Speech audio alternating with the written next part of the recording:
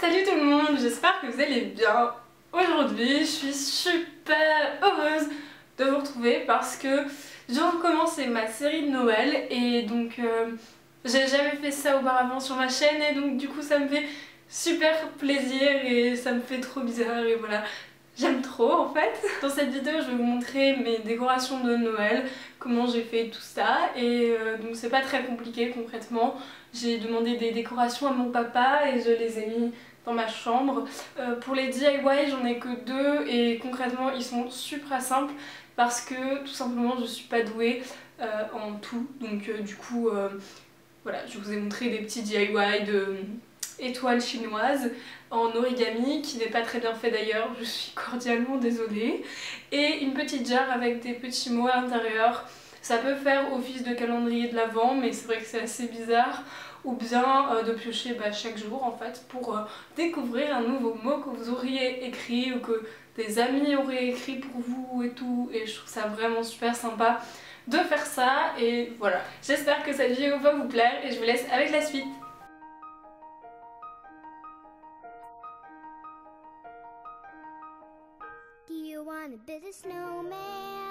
Évidemment, pour changer le décor de ma chambre, je viens tout d'abord changer ma housse de couette.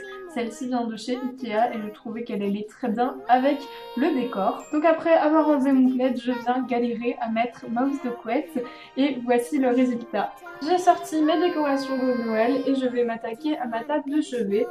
Je commence par enlever tout ce qu'il y a dessus en fait pour avoir vraiment un espace libre. J'y rajoute donc un petit Père Noël avec une petite guirlande et une gomme de pain. Pour la suite de ma décoration, j'ajoute une petite guirlande lumineuse qui fait le tour de ma chambre. Je vais pas la garder tout le temps, mais c'est vrai que de temps en temps, je trouve ça vraiment joli. On passe désormais à mon mur où je viens enlever mes attrape-rêves. Ça va me permettre de les remplacer par une chaussette de Noël que je trouve beaucoup plus hivernale et évidemment beaucoup plus dans le thème de la décoration de Noël. Je trouve que ça fait plutôt sympa et vous pouvez très bien la remplir de choses dont vous avez envie. Pour la partie commode, je viens tout d'abord ajouter un sapin de Noël en sorte de polystyrène que je trouve vraiment sympa et assez original. Je viens ajouter une guirlande et une guirlande lumineuse en port USB qui est accrochée à mon ordinateur et qui est très pratique puisqu'elle est toute petite et elle s'allume quand mon ordinateur est allumé. J'y ajoute une guirlande étoilée que je mets sur mon sapin.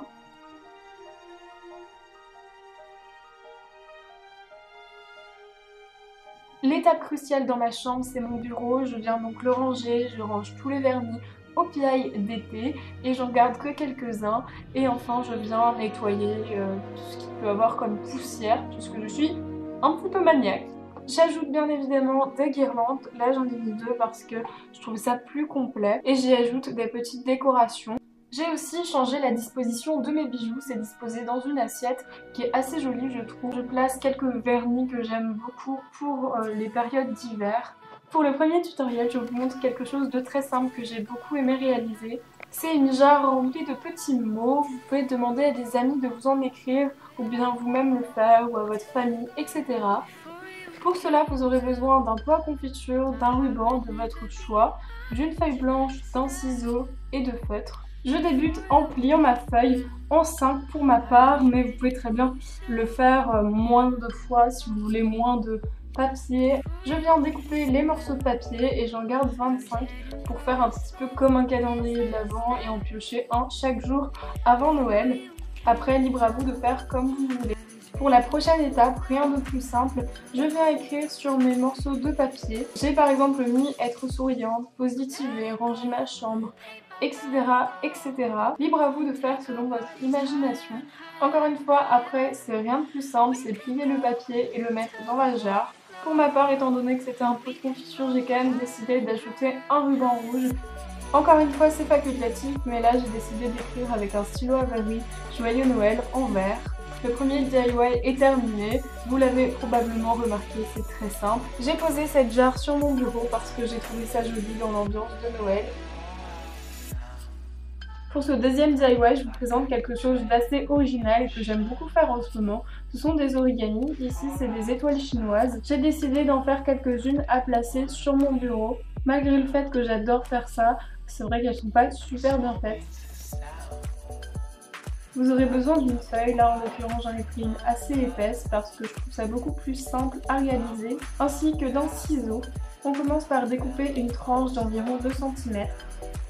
On vient former une boucle sur le côté. On range la partie qui dépasse, on vient tirer sur le grand bout et ça va aplatir le bout de papier en fait. Encore une fois, on vient ranger vers l'intérieur le bout de papier qui sort. On vient rabattre le bout de papier et normalement ça doit se positionner une fois droit et une fois en diagonale une fois que vous tournez le pentagone.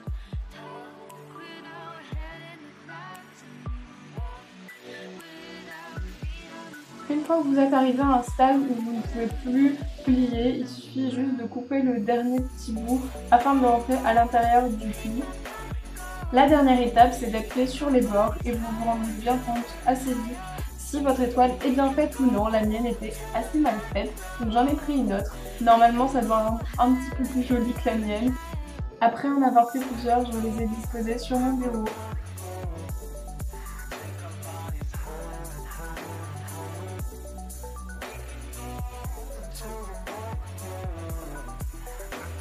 J'aime beaucoup la décoration que j'ai fait à mon bureau et je trouve ça vraiment super chaleureux.